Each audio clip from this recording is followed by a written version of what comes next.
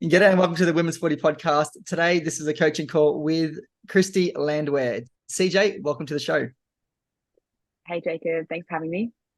So tell me a little bit about your footy career. Where have you been, where you're at, and then eventually we'll get into where you're going. But Yeah, what got you sure. into footy?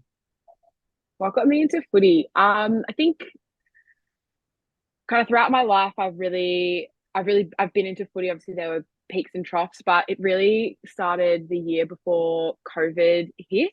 I was at uni and I'd kind of strayed away from team sports at school. I was doing just lots of individual, gym, running, those kind of individual sports. And I really missed the team side of sport, and that camaraderie that you feel when you are with a team. So I went with a friend to her footy club in Melbourne, Old Melburnians Footy Club, part of the VAFA. And that's where I had my first footy experience. I had never played before, never played football before. I was a soccer player growing up, so I had played team sports, but never AFL. So that was in 2019. That was my first footy experience. And I had one training session, fell in love with it, went back, and it's taken me to three different states around Australia. And I've loved every second of it. So, yeah, that's kind of how I started to get into footy. Yeah, that's cool. So you'd say that you got into it for the social side of it? Yeah, social side of it, and I guess the competitive nature of it. It was a bit of a booming, and still is, I guess, a booming women's sport. So, yeah, just the rough and tough competitive nature of footy, heaps of running, and I love running, so that was good. And I felt like it was one of those sports that was really good for overall athleticism. There wasn't one part where you had to be the strongest, skills versus speed. You have to kind of be able to do it all, and that's what I really liked about footy and what kind of drew me to footy. Yeah, it's interesting that you say that because that's the one thing that I always talk about with football is what is the one thing that you do more than anything else when you're playing a game of footy, and it's running. So it's a running based sport, but it's crazy because there's so many components of fitness. So if you look at the different components of fitness from speed, power, agility, muscular endurance, muscular strength, flexibility, coordination, balance, football is so much of that. And if you only just narrow down on the running, it's every form of running. You've got from like a 10-meter sprint through to the lactic acid type of repeat efforts. And then Mm. you've got the aerobic running. And there's so much, it's such a it's such a dynamic sport. I've been putting this ebook together and I'm trying to on like how to, best put together a strength and conditioning program for a football player. And there's just so much to it. The ebook has ended up becoming massive. There's like 17,000 words because there's Wow. so many different components to it. So when you say you like running, and that's one of the reasons why you like footy, what is it? What's your favorite type of running? Is it the speed? Is it the repeat sprintability? Is it agility? Is it long distance running? Great question. I think growing up, I was more of a longer distance runner than a sprinter. So I was always doing those cross country type competitions at school. But I feel that as I've gotten older, I definitely have more of appreciation for speed running as opposed to longer distance running. I just feel that I feel more like the endorphins you get when you're going quick is just unlike anything else, rather than the more of the endurance side of it. Obviously, you have to have endurance for footy as well, but I really like the quick takeoff speed style running. So, yeah, that's probably my favorite type of running. So that interval running and the repeat efforts that you need to do at footy, and I guess the combination of gym and having strength in your body that also um, facilitates the ability to do those repeat efforts. I think that's something I've learned so much over my footy career. And that's probably one of the biggest things is really how much the gym complements running and how much the gym can complement how you can do those repeat efforts in a footy game. Yeah, it's like music to my ears to hear you say that because I talk about this all the time, that the strength underpins your ability to be able to do what you're going to ask of your body in the conditioning. And so you've got strength Mm. and conditioning, and then within your conditioning is where all your speed training is, your agility training, your running training, but the strength underpins that. So to hear you say that is just so nice to hear, because sometimes you have to really like convince people that they need to be doing strength training. And often people just go and flog themselves like a dead horse, doing like laps after laps, or, you know, interval sessions, you know, pushing themselves really hard in the conditioning, but then not doing the strength. And the strength is really important to being the foundation for being able to continue to run, or be able to continue to do sprints, and or even simply to be able to sprint, kick a ball, jump, mark, all that kind of thing. So Absolutely. let's go back. So tell me, you said you played soccer growing up. What other sports did you play growing up? Oh gosh, I did a bit of everything. My school was really good at giving you a taste of different sports. So we had a program called GSV, which was Girls Sport Victoria, and it was you versed other girls' schools in your area. But every month there was between 3 and 4 different sports you could choose from. So, sorry, every term there was 3 to 4 different sports you could choose from. So, I did everything from swimming to athletics to hockey, tennis. One term I think I did. I was terrible at tennis. Even water polo. I think there was a term where you did water polo. So you had a bit of everything. But the consistent sports that I played was soccer and rowing. My school was a rowing school. So I did that from years 7 to 12 as well. So those How much of those sports, I don't know about the rowing, but how much of those sports influenced you in football? So obviously rowing being a water-based sport, very different environment that you're doing sport in, but a lot of it's similar to football in the sense that it is a whole body sport. So you have to have everything: upper body strength, lower body strength, ab strength, everything. So that I guess was complementary, and I had a pretty good fitness base from rowing. But soccer being the obvious one, being a ball sport, lots of agility and footwork required in soccer. So I think playing soccer really helped me naturally kick a ball, while I guess the mechanism of the kick is different, which I had to unlearn a lot in my first year. Ultimately that team sport and that I guess the fitness from soccer was a big influence in why I loved footy. Imagine with the rowing, just the strength that you would get from that would be incredible, which would transfer over to footy, as well as the cardiovascular endurance. So there are probably some really key things that would make rowing beneficial for footy. Yeah. And gosh, the rowing machine, I am still triggered. It's a love-hate relationship, but when I do get back on the rowing machine, it does feel pretty good. Yeah. So you grew up in Melbourne, correct? Yeah, from Melbourne. Yeah. And you said you've played footy in 3 different states. So obviously Victoria is one. Where's the other 2?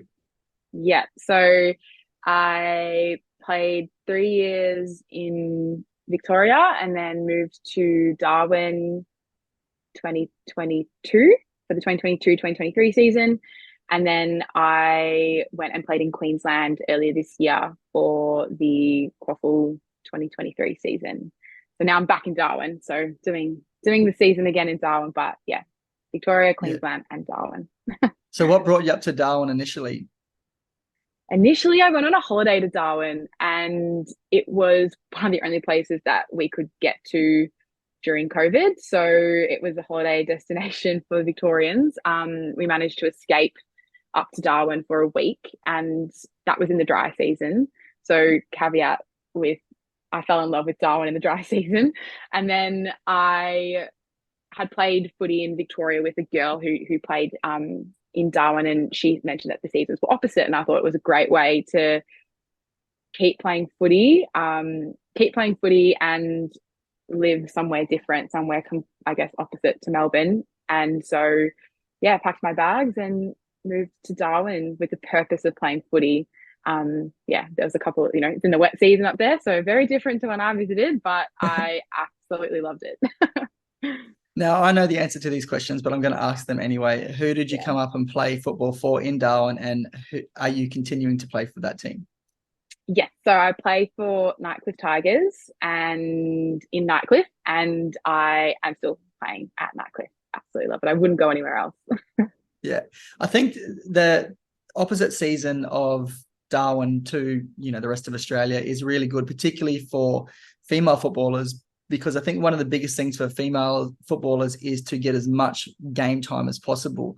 Not as many females play football growing up. And like you said, you only started in 2019. And so I think there's a bit of time to catch up there. And while, getting stronger and fitter is great for improving your football performance, you just have to simply touch the ball. You have to, play the game. You have to be, doing the skills, kicking, hand passing, marking, bouncing, and you need to, be out there playing the game to kind of understand the way the game unfolds and all that. So I think particularly for a female footballer, the opposite seasons of playing in Darwin for, half the year and then anywhere down south the other half of the year is really, really beneficial. How have you found going back and forwards, playing back-to-back seasons?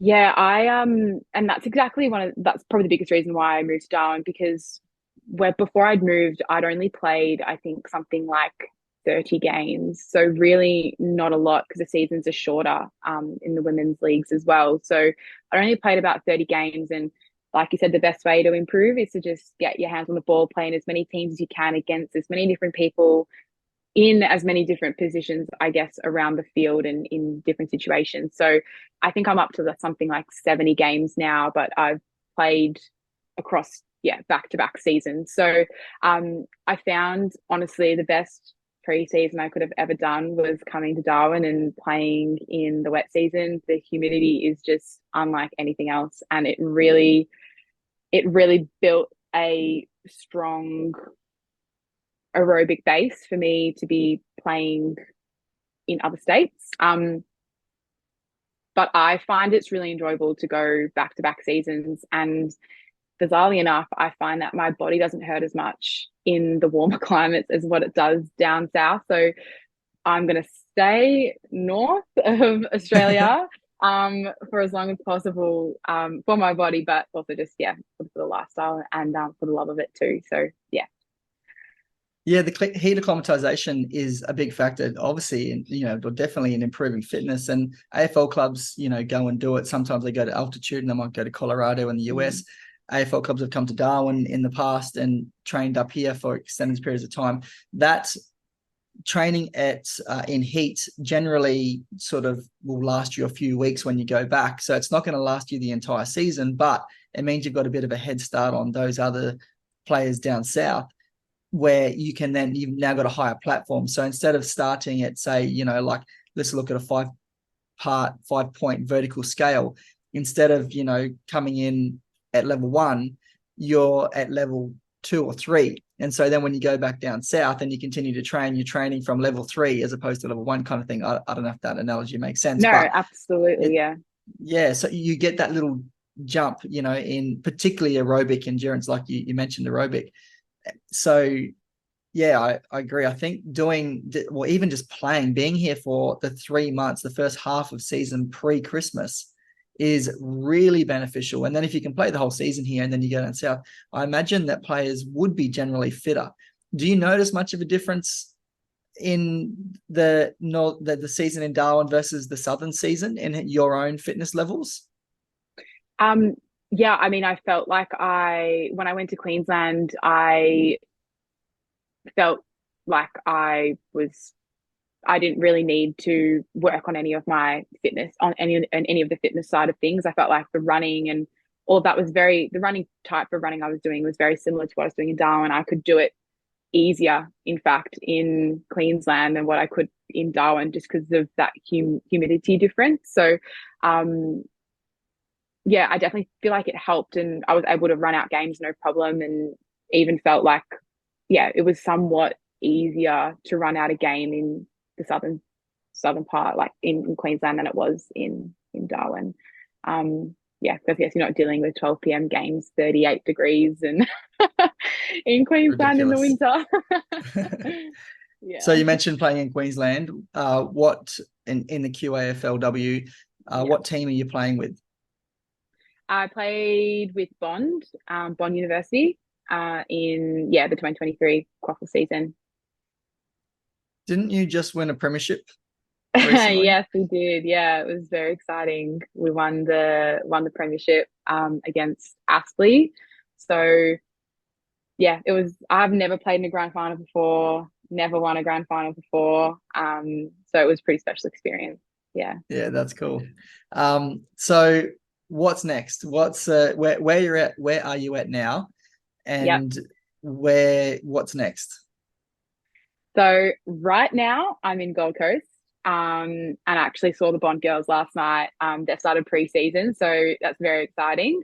So they're up and running. But I am still playing at Nightcliff in Darwin, and we're about halfway through the season now. So we're just about to start versing all the teams again, and we'll have a break for Christmas, and then the season will continue from January to, I think, the grand final is scheduled somewhere mid to end of March. So a few more months to go in the NTFL.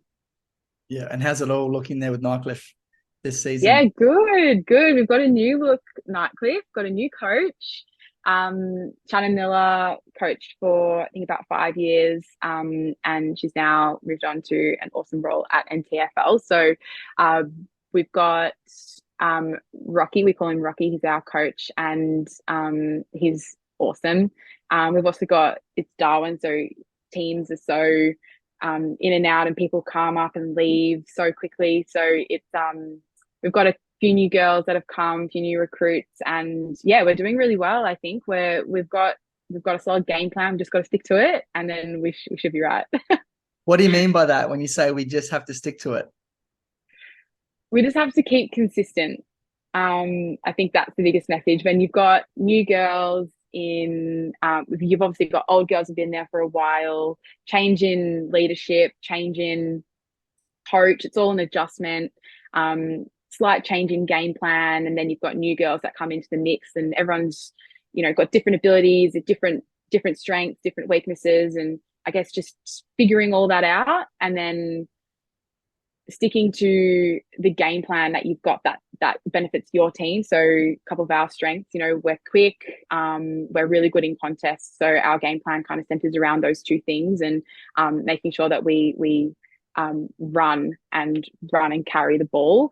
But some weeks you're going to have off weeks. Sometimes it's harder to execute that structure. But if we can do it consistently, like we have the last few weeks, then I think we'll be okay. What's been the big difference between Shannon and Rocky as the head coach? What has there been any change much in like game strategy, or even just like approach to training, game, whatever? What's been the biggest differences between the two coaches? Yeah. Well, I guess biggest difference, Shannon was a female and Rocky's a male, and males and Actually, on female that, do coaching you is know? so different. Yeah, Yeah. do you notice much difference between male and female? Yeah, absolutely. I think. Yeah, I think so. But it's really hard to explain. Yeah.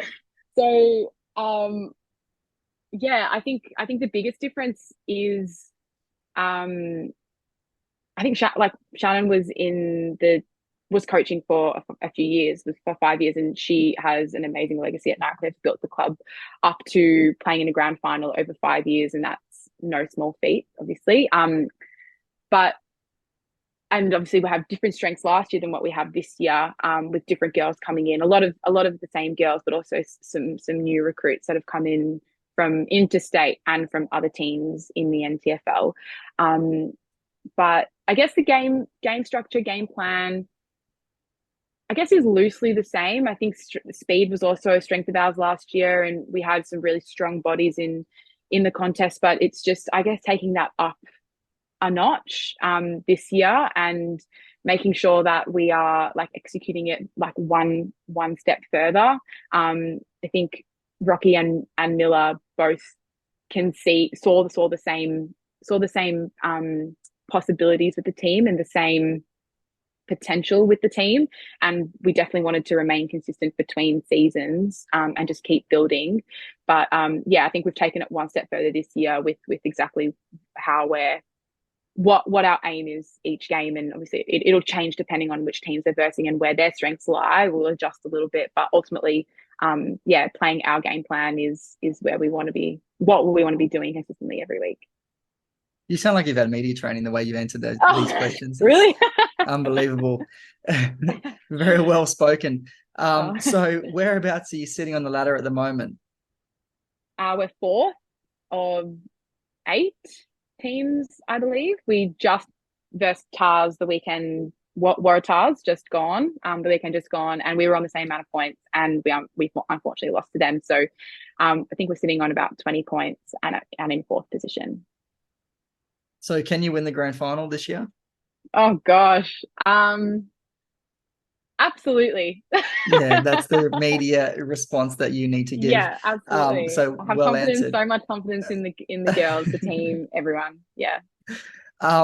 So obviously Waratah, well, not obviously, but Waratah played in the grand final and lost last season. So they're a pretty good team. So to go down to them is, not a bad effort. But who are the teams to watch out for this season? Well, Pint won last year. They're as strong as ever. I think they've had a few girls leave from last year from their premiership winning side, but no doubt they've got reinforcements. We versed them in round 2, and it's round 7, so I probably should remember the game better than what I do. But they beat us in that game. I think it was only by a point though. So we're right about there with them.